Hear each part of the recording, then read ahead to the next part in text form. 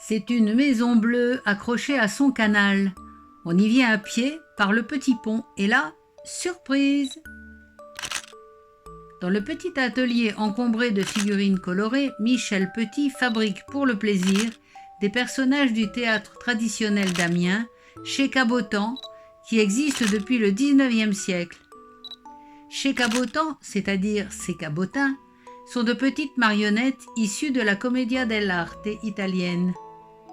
La Fleur, le petit bonhomme tout de rouge habillé, et son amie Sandrine sont les plus célèbres, mais ils ne sont pas seuls. Le corps de la marionnette est en bois de tilleul, tendre et facile à sculpter. Dans tous ces spectacles, la Fleur termine par une série de coups de pied aux deux gendarmes qui l'asticotent. C'est pourquoi ses jambes ne sont articulées qu'au niveau du tronc, et l'axe en fil de fer qui les attache ne permet qu'un seul mouvement, botter les fesses des gendarmes. Par contre, les bras sont en tissu, ce qui permet de les agiter dans tous les sens.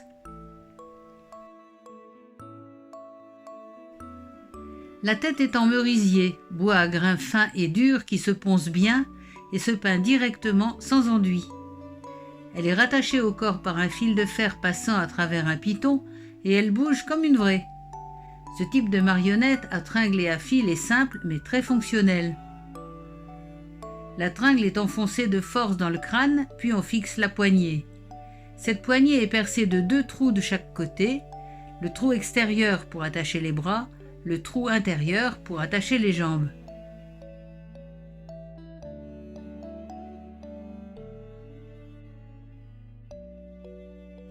Une autre marionnette célèbre, Guignol de Lyon, est montée sur un vêtement qui s'enfile sur la main comme un gant.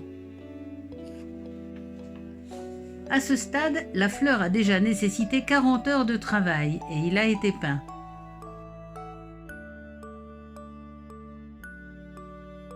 Il faut lui poser sa perruque et sa tresse relevée au-dessus du tricorne et maintenue par 2 fils de fer. Pour l'habiller, on fait appel à une costumière.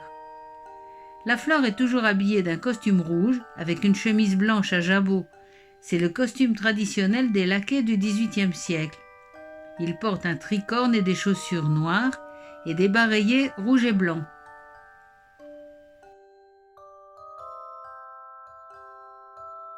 Le décor se trouve entre la marionnette et le comédien marionnettiste et la profondeur de la scène, c'est la longueur du bras de l'artiste.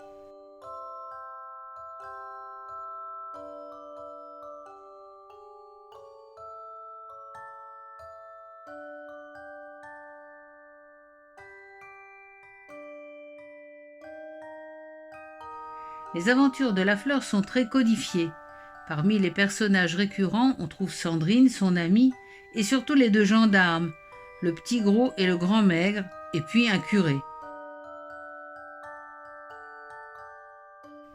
On trouve même 2 personnages italiens, Polichinelle et Arlequin, ce dernier qui sert souvent de présentateur au spectacle, comme une sorte de monsieur loyal très coloré. Mais pour d'autres utilisations, les personnages peuvent être fabriqués de manière moins conventionnelle. Là, tout est affaire d'imagination. Ici, le nez des personnages est un cylindre de bois enfoncé dans le visage. Les oreilles sont de petits morceaux de bois collés. Les autres éléments de l'anatomie sont collés ou agrafés et non plus sculptés. Le travail est plus simple, moins long et permet de faire plus de spectacles, de raconter plus d'histoires.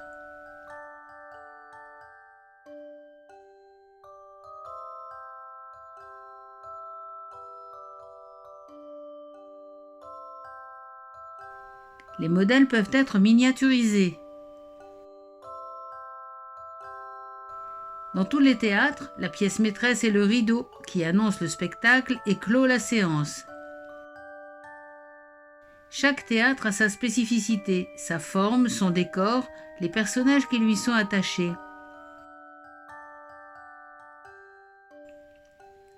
Le théâtre de Matisse a pour décor les rues du vieil Amiens avec ses fontaines.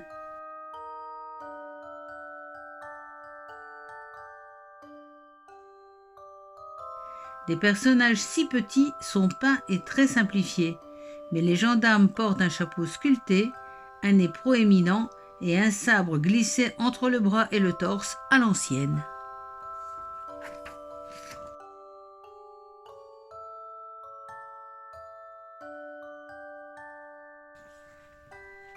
À côté d'une série de personnages exagérément agrandis et amincis, on trouve Lafleur et Sandrine en petits gros rondouillards, ou même en quilles, complètement stylisées, faites avec des linteaux de bois dont seule la partie supérieure est travaillée. Toutes les fantaisies sont permises. Un peu plus loin, des célébrités d'Amiens, Bécassine, dont l'auteur était amiénois, Jules Verne, Michou, et même le couple Macron, les plus récents arrivés.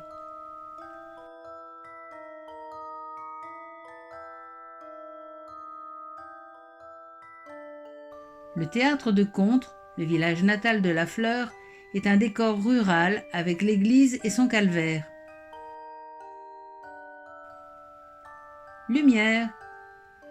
Et aussi ses coulisses pour la circulation des personnages, tout comme un vrai. La légende raconte que Lafleur a perturbé une procession religieuse sur ordre de son maître et a été condamné à mort pour cela et exécuté en 1649.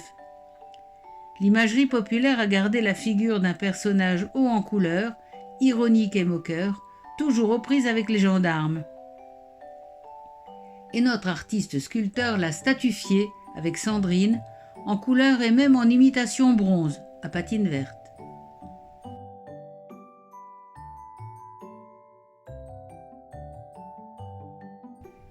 Dans cette armoire sont conservés les théâtres les plus miniaturisés avec leurs minuscules personnages. C'est l'armoire au trésor. Le théâtre de la rue d'Engoulevent, juste à côté, avec son intérieur Picard. Dans cette version du théâtre de Matisse, les personnages sont à peine ébauchés, reconnaissables seulement à leur taille et à leur couleur.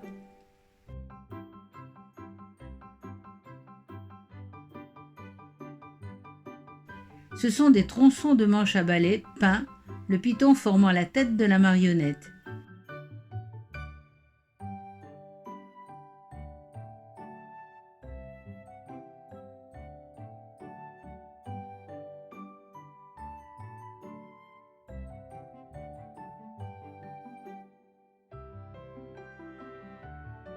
Les plus petits personnages sont moins grands qu'un doigt et ils sont en merisier.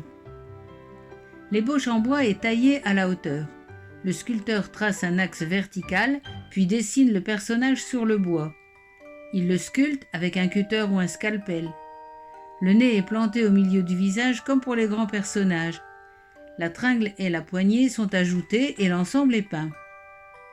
Chaque figurine demande 7 heures de travail.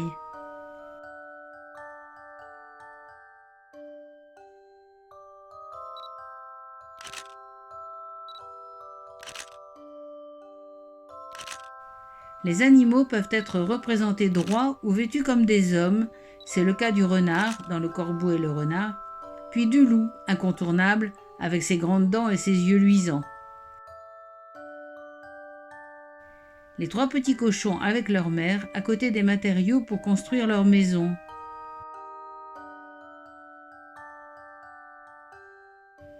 Viennent ensuite les animaux naturels, le chat, complètement articulé et d'une grande souplesse.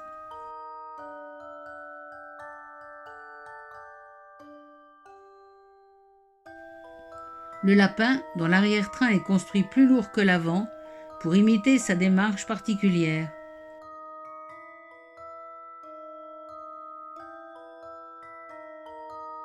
Et son petit bout de queue mobile, car une marionnette doit bouger, n'est-ce pas ?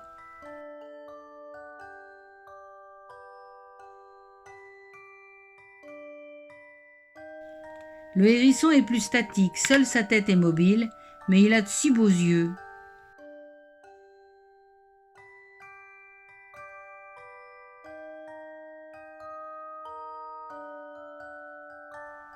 On termine par un passage à la cathédrale.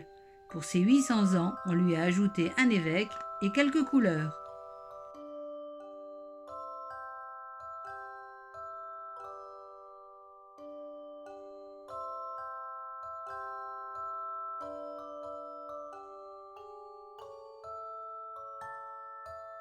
Si vous passez par là, ne ratez pas la visite.